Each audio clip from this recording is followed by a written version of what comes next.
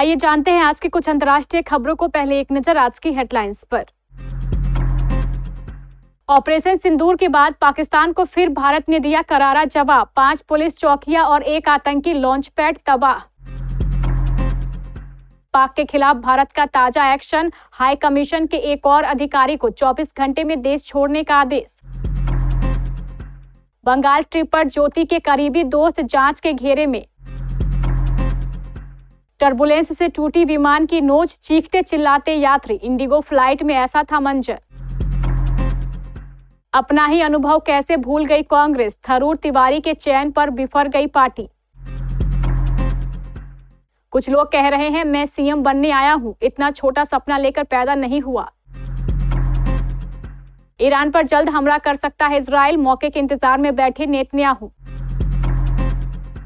अब नहीं होगा बैंकिंग के नाम पर धोखा, हर बैंक के लिए अलग नंबर। कांस में ऐश्वर्या के साड़ी वाले लुक से प्रभावित हुई अभिनेत्री मिनी माथुर, बोली हर बार आप ऐसा ही कैरी करें। और प्लेऑफ में पहुंचने वाली चौथी टीम बनी मुंबई इंडियंस।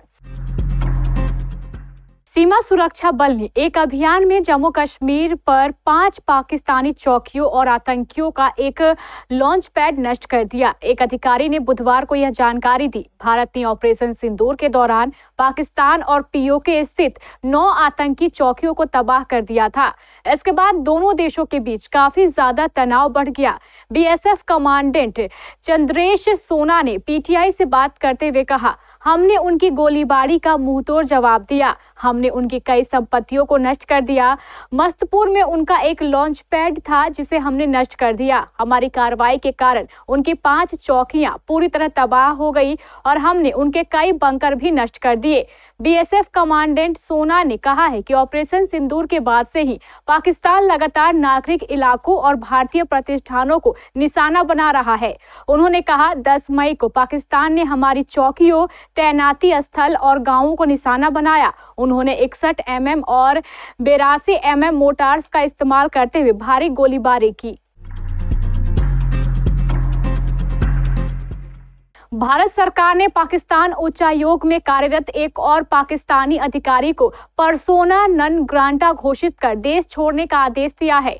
इस अधिकारी पर भारत में अपने आधिकारिक दर्जे के अनुरूप न आचरण करने का आरोप है। सरकारी आदेश के अनुसार अधिकारी को 24 घंटे के भीतर भारत छोड़ने को कहा गया है। भारत सरकार ने यह कदम ऐसे समय में उठाया है जब दोनों देशों के बीच संबंध पहले से ही तनावपूर्ण बने हुए हैं। इस संबंध में बुधवार को पाकिस्तान उच्चायोग के प्रभारी चार्ज डी अफेयर को तलब कर एक डिमार्शे सौंपा गया। उन्हें स्पष्ट निर्देश दिया गया कि भारत में तैनात कोई भी पाकिस्तानी राजनयिक या अधिकारी अपने विशेषाधिकारों और दर्जे का दुरुपयोग ना करे। गौरतलब है कि पर्सोना नन ग्रांटा किसी भी विदेशी राजनयिक को अवांछनीय घोषित करने की वह स्थिति होती है जिसमें उसे मेजबान देश से तुरंत चले जाने को कहा जाता है या कूटनीतिक स्तर पर बेहद सख्त और गंभीर प्रक्रिया मानी जाती है। पाकिस्तानी जासूस होने के संदेह में गिरफ्तार यूट्यूबर ज्योति मल्होत्रा की बंगाल यात्रा जांच के घेरे में है। जांचकर्ता यह पता लगाने की कोशिश कर रहे हैं कि ज्योति ने अपनी यात्रा के दौरान किन लोगों से मुलाकात की। वह कोलकाता के अलावा उत्तर बंगाल भी गई थी। उनके यूट्यूब चैनल को देखने से पता चलता है कि उनके पार्क, सर्कस और बैरकपुर के कुछ मशहूर बिरयानी शॉप की तस्वीरें डाली थी। इसके अलावा उसने कोलकाता और बागडोगरा एयरपोर्ट के वीडियो भी पोस्ट किए थे। उसकी यात्रा में मदद करने वाले कुछ यूट्यूबर भी जांच के दायरे में है। इस मामले में सीपीएम नेता सृजन भट्टाचार्य की ज्योति के साथ एक तस्वीर वायरल होने के बाद उन्होंने पुलिस में शिकायत दर्ज कराई है। पुलिस साइबर अपराध के मामले पर भी कड़ी नजर रख रही है। जासूस ज्योति मल्होत्रा की बंगाल यात्रा की जांच कर रही है। पुलिस यह पता लगाने की कोशिश कर रही है कि उसने इस दौरान किससे मुलाकात की। ज्योति पर पाकिस्तानी जासूस होने का शक है।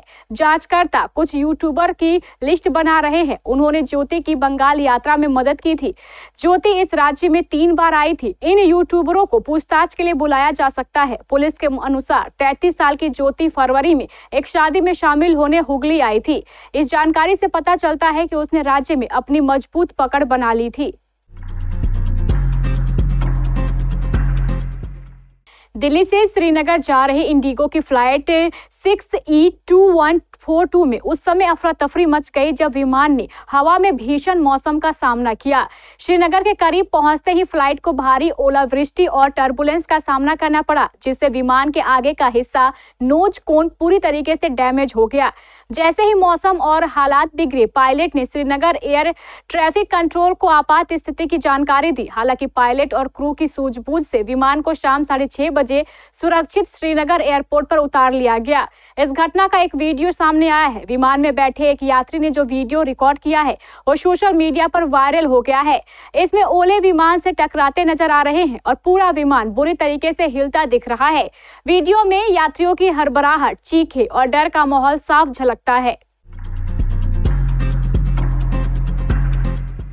पहलगाम आतंकी हमले के बाद सर्वदलीय बैठक में जिस तरह सभी दलों ने एक सुर से सेना और सरकार को समर्थन दिया, उसे अनूठा ही कहा जाएगा। लेकिन सत्ता पक्ष और विपक्ष के बीच भरोसा बहाली का यह सिलसिला अचानक तब टूटता नजर आया जब मोदी सरकार ने विदेश भेजने वाले प्रतिनिधि मंडल में कांग्रेस नेता मनीष तिवारी और शशि थरूर को शामिल कर लिया। शशि थरूर न सिर्फ विदेश राज्य मंत्री रहे हैं, बल्कि उनके पहले वर्षों तक संयुक्त राष्ट्र संघ के उप महासचिव के रूप में अंतर्राष्ट्रीय स्तर पर भारतीय चेहरा रहे हैं।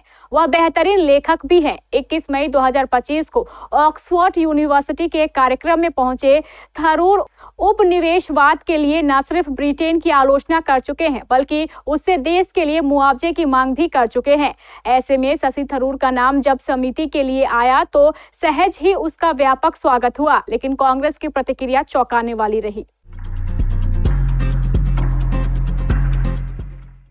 जनसुराज के संस्थापक प्रशांत किशोर ने बिहार के सारण में एक जनसभा को संबोधित करते हुए कहा कि वह मुख्यमंत्री बनने के लिए इतनी मेहनत नहीं कर रहे हैं।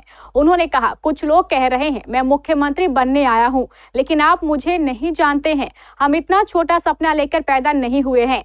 प्रशांत किशोर ने दावा करते हुए कहा, 1-2 नहीं 10-10 मुख्यमंत्री बनाने में कंधा लगाए हैं। मुख्यमंत्री बनने के लिए इतना मेहनत नहीं कर रहे हैं। उन्होंने कहा, ये सपना लेकर आए हैं कि अपने जीवन काल में एक ऐसा भी दिन देखे जब इसी बिहार में हरियाणा, पंजाब, गुजरात और महाराष्ट्र से जब लोग रोजगार मजदूरी करने आए, तब मानेंगे कि बिहार में विकास हुआ है। बिहार में इसी साल आखिर में विधानसभा चुनाव होने हैं। हालांकि चुनाव आयोग की तरफ से अभी तक कोई आधिकारिक घोषणा नहीं की गई है। इजराइल ने ईरान के ऊपर हमले की तैयारी तेज कर दी है। एक्सियोस ने इजराइल के 2 सूत्रों के हवाले से बताया है कि अगर ईरान के परमाणु कार्यक्रम को लेकर अमेरिका और तेहरान के बीच चल रही बातचीत विफल हो जाती है तो इजराइल ईरान पर तुरंत हमला कर सकता है। इजराइल खुफिया को लगता है कि वार्ता जल्द ही विफल हो सकती है, जबकि पहले उन्हें लगता था कि समझौता होने वाला है। उसने बताया है कि प्रधानमंत्री बेंजामिन नेतन्याहू मौके का इंतजार कर रहे हैं। प्रधानमंत्री नेतन्याहू के उपनाम का इस्तेमाल करते हुए एक सूत्र ने एक्सियोस को बताया, बीबी परमाणु वार्ता के विफल होने का इंतजार कर रहे हैं। फिलहाल ट्रंप वार्ता को लेकर निराश होंगे और उन्हें आगे बढ़ने देने के लिए तैयार रहेंगे। सूत्रों में यह भी बताया गया है कि इजरायली सेना का मानना है कि अगर वार्ता सफल नहीं होती है तो इजराइल को तेजी से आगे बढ़ना होगा। हालांकि उन्होंने यह नहीं बताया है कि आईडीएफ के ऐसे सोचने के पीछे की वजह क्या है।